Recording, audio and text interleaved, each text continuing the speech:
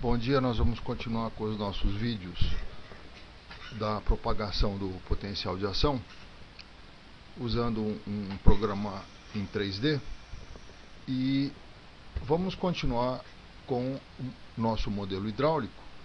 Eu vou mostrar para vocês uma visão de conjunto do que nós temos aqui. Vamos lembrar que nós já havíamos discutido o modelo elétrico. Eu havia no vídeo passado discutido o modelo elétrico em conjunção com esse segmento representando o primeiro segmento do modelo hidráulico.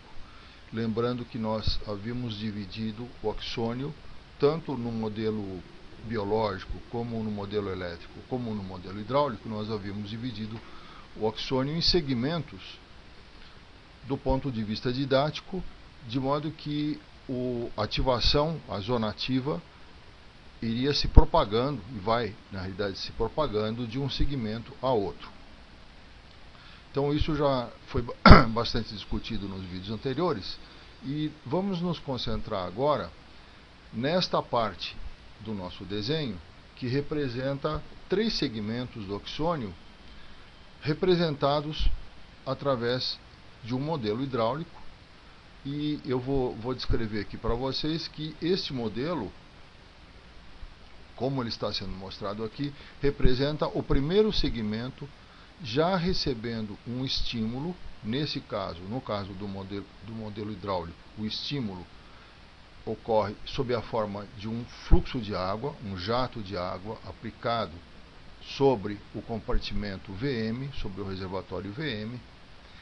Já ocorreu uma elevação do nível de água nesse reservatório. Vocês podem ver que o nível de água, que estava a menos 70 metros ou menos 70 milivolts na situação de repouso, esse nível agora já foi alterado.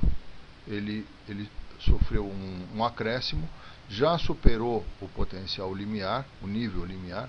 Portanto, ele já acionou a abertura dessa boia. Então vocês podem ver que o nível já é suficientemente alto para levantar a boia e abrir esta tampa que vocês estão vendo aqui. Esta tampa que representa o gate dos canais de sódio dependentes de voltagem. Então a tampa é o portão, ou comporta, ou gate, e essa comporta ela foi aberta pela despolarização da membrana, e nesse caso pela elevação do nível de água. E vocês podem ver também que está ocorrendo um fluxo do compartimento do reservatório, representado por ENA, ou seja, do reservatório que corresponde ao potencial de equilíbrio do sódio. Então ENA é o potencial de equilíbrio do sódio, que é um nível fixo, que nós consideramos como sendo 60 milivolts acima do zero, ou 60 metros acima do zero.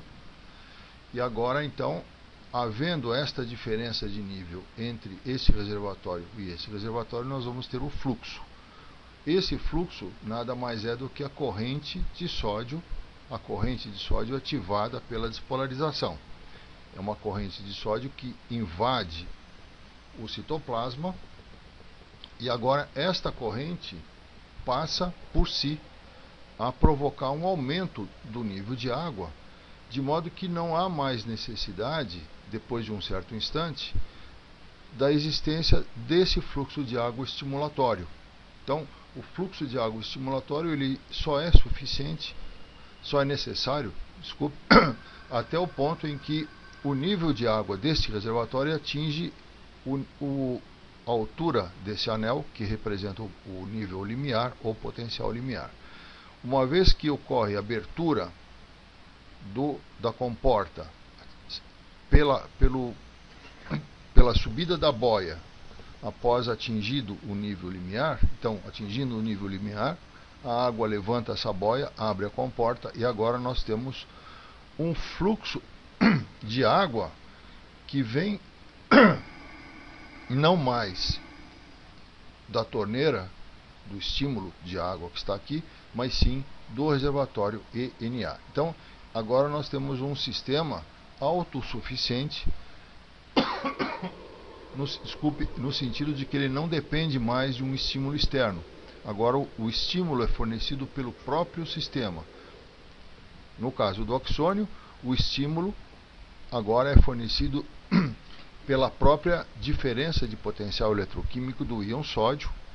E no caso do modelo hidráulico, o estímulo, que na realidade agora não é mais o estímulo, é a corrente de elevação do nível de água, ou corrente de sódio, é fornecido pelo próprio reservatório ENA, não havendo então, como eu falei, necessidade desse estímulo que agora pode ser desconectado. Então ele foi necessário até o ponto em que foi atingido este valor do potencial limiar.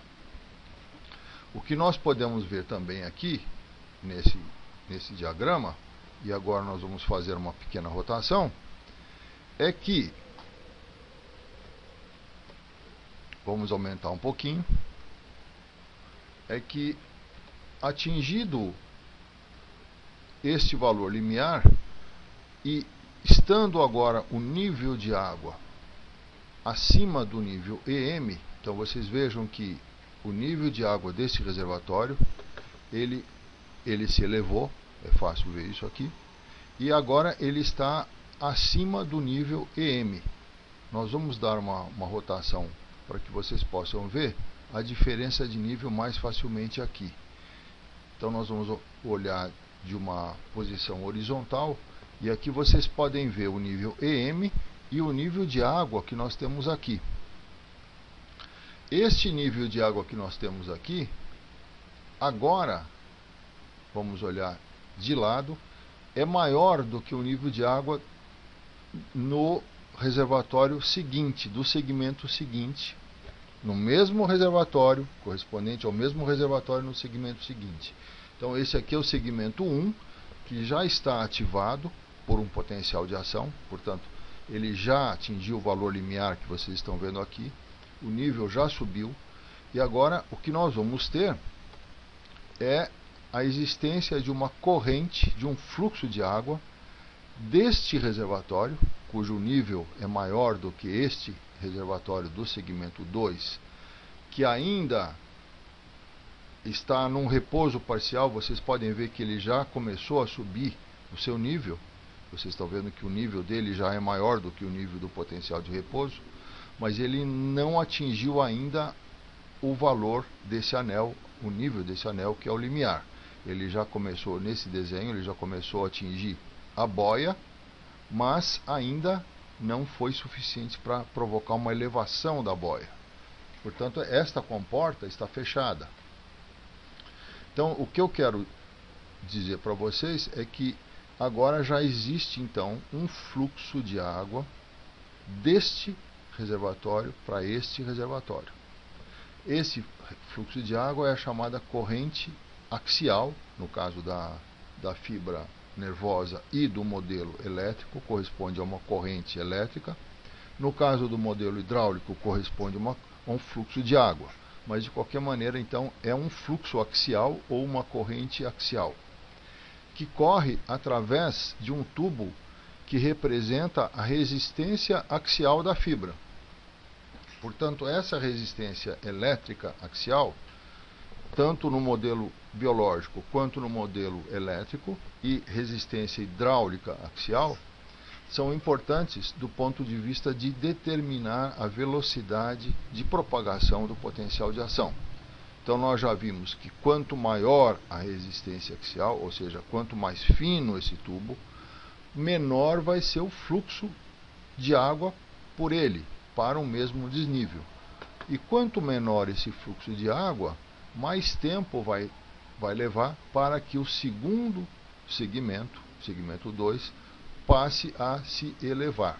Então, aqui também nós podemos ver que quem promove a elevação de nível do segmento 2 é o fluxo de água movido por uma diferença de pressão, ou diferença de nível, uma vez que este nível já está elevado tanto pela presença do estímulo inicial, quanto agora pela existência do fluxo que está vindo do reservatório ENA. Essas coisas vão ficar um pouco mais claras à medida que a gente for caminhando pelo desenho. Como é um desenho em 3 dimensões, fica muito difícil que a gente possa analisar todos os detalhes com uma única visão. Portanto, nós vamos mudar o nosso ângulo de visão na medida que for se tornando necessário. Então, vamos agora diminuir um pouquinho aqui e vamos ver o que acontece com este reservatório, que já é o reservatório do segmento 2, quando ele é submetido agora. Vamos tentar visualizar isso. Pode não ser muito fácil, mas a gente vai tentar. Então, observem que este aqui é o segmento 1. Então, no segmento 1, nós já havíamos discutido, já ocorreu a elevação da boia, nós já estamos tendo um fluxo de água que vem do reservatório ENA, através da resistência dos canais de sódio, ou através da resistência RNA, que corresponde à resistência dos canais de sódio. Já ocorreu essa elevação, e agora aquele fluxo de água, que nós havíamos chamado de I-axial, ocorrendo através da resistência longitudinal, ou resistência axial, que vocês estão vendo aqui, escrito ao contrário, mas não tem importância, porque o que nos interessa agora é observar que este fluxo de água agora está provocando uma elevação do nível. Vamos fazer uma pequena modificação aqui, uma elevação do nível de água do segmento 2, do reservatório do segmento 2, através de uma corrente que recebe o nome de corrente capacitiva. Então, vamos melhorar a visibilidade dessa corrente. Desculpe, eu precisava falar para vocês que este fluxo de água, que é o fluxo axial, que vem do reservatório do segmento 1, esse fluxo agora ele se divide em 2 fluxos, em 2 partes. Uma parte que corresponde àquele fluxo de água que vai encher o reservatório, que vai elevar o nível deste reservatório. Então esse é o fluxo capacitivo. E uma outra parte, na realidade essa segunda parte, é um fluxo resistivo. Então isso aqui é importante nós observarmos, que eu não havia colocado esse fluxo resistivo aqui, mas na realidade toda vez que o nível de água desse reservatório subir acima do nível de água do reservatório, então, melhorando a visibilidade aqui, toda vez que o nível de água desse reservatório subir acima do nível de água do reservatório de estabilização EM, necessariamente vai ocorrer um fluxo desse reservatório para este aqui. Nós podemos até tentar fazer aqui uma manobrazinha, no sentido de jogarmos este fluxo para cá, para mostrar para vocês que existe esse fluxo. Eu copiei esse fluxo daqui para cá. Eu havia esquecido de colocar, isso é uma coisa muito importante. Então, a existência de um fluxo de água desse reservatório para esse. Esta é a chamada corrente resistiva ou fluxo resistivo, porque ele atravessa a resistência da membrana, ou resistência RM, resistência de membrana. Então, esse fluxo ocorre sempre que existe uma diferença de nível entre esse reservatório e o reservatório de estabilização. Isso, naturalmente, está ocorrendo também aqui. Portanto, nós temos aqui o fluxo resistivo. Agora vejam o seguinte: o fluxo realmente importante para que o nível desse reservatório possa, e agora eu vou explicar para vocês qual é o reservatório que eu estou me referindo. Então, esse aqui é o segmento 2, esse é o reservatório VM do segmento 2. Então, para que o reservatório VM do segmento 2 atinja o nível limiar e passe a ser uma zona ativa, abrindo essa boia, abrindo esse gate, para que isso aconteça, eu preciso ter uma elevação desse nível de água suficientemente rápida para que o processo ocorra com uma velocidade grande. Então, se a elevação deste nível for muito lenta, a propagação do potencial de ação vai ser necessariamente lenta. Então, o que faz com que este nível suba rapidamente? A primeira coisa é que esta corrente, ou seja, o fluxo de água que vem desse reservatório ativo para o segmento 2, o reservatório do segmento 2, que esta corrente de água, que esse fluxo de água seja grande. Para que o fluxo de água seja grande, a resistência axial tem que ser pequena.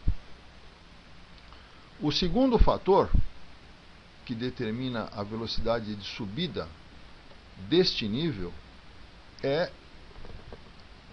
quanto desta corrente axial vai se perder pelo vazamento através da resistência da membrana. Então vocês vejam que a elevação desse nível, a taxa ou velocidade de elevação desse nível, depende de uma subtração entre esta corrente que vem do reservatório do segmento 1, uma subtração entre esta corrente, e a corrente de vazamento que escapa ou que vaza desse reservatório para o reservatório de estabilização do próprio segmento 2. Então vejam que quanto maior esse vazamento, menos corrente, menos água, menos fluxo de água vai sobrar para a corrente capacitiva, que é a corrente, que é o fluxo que, em última análise, eleva o nível desse reservatório. Então, voltando aqui, se esse vazamento for muito grande, ou seja, se essa resistência for pequena, o vazamento é grande, vai sobrar menos água para a corrente capacitiva, ou fluxo capacitivo. Isso vai fazer com que leve mais tempo para esse reservatório atingir o nível do limiar e, portanto, todo o processo vai levar mais tempo.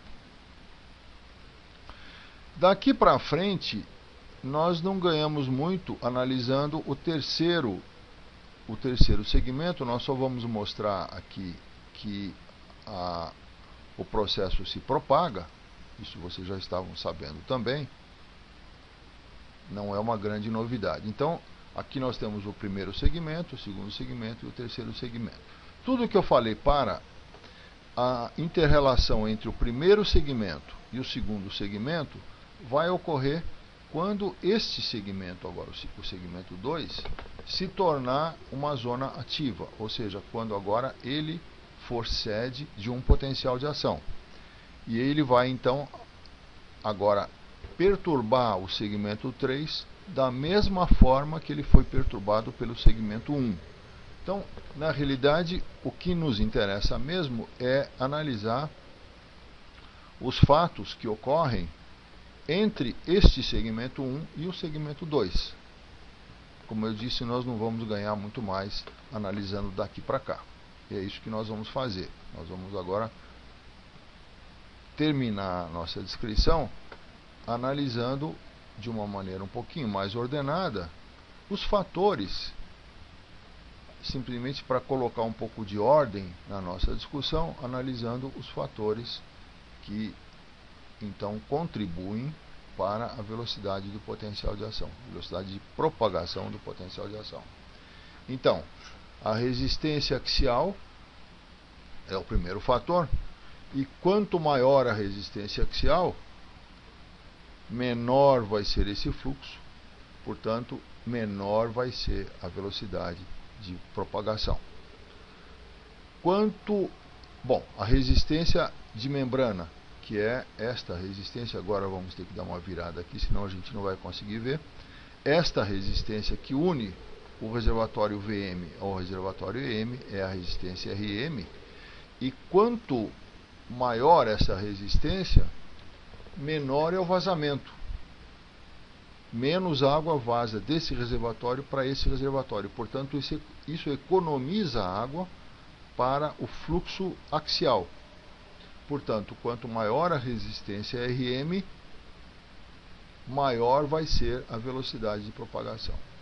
Finalmente, a capacitância, que é a área da base do reservatório, é um fator cujo aumento, portanto, o aumento da capacitância significa que é um reservatório que tem uma área de base muito grande, e isto significa que é um reservatório que leva muito tempo para se encher para um dado valor de fluxo. Portanto, um reservatório que tem uma capacitância muito grande é um reservatório que leva tempo para se encher, leva tempo para se despolarizar, leva tempo para atingir o valor limiar e, portanto, para deflagrar um potencial de ação. Portanto, o aumento da capacitância diminui a velocidade de condução. E dessa forma, então, nós terminamos essa série de vídeos sobre a propagação do potencial de ação. Eu agradeço muito a atenção e a paciência de vocês.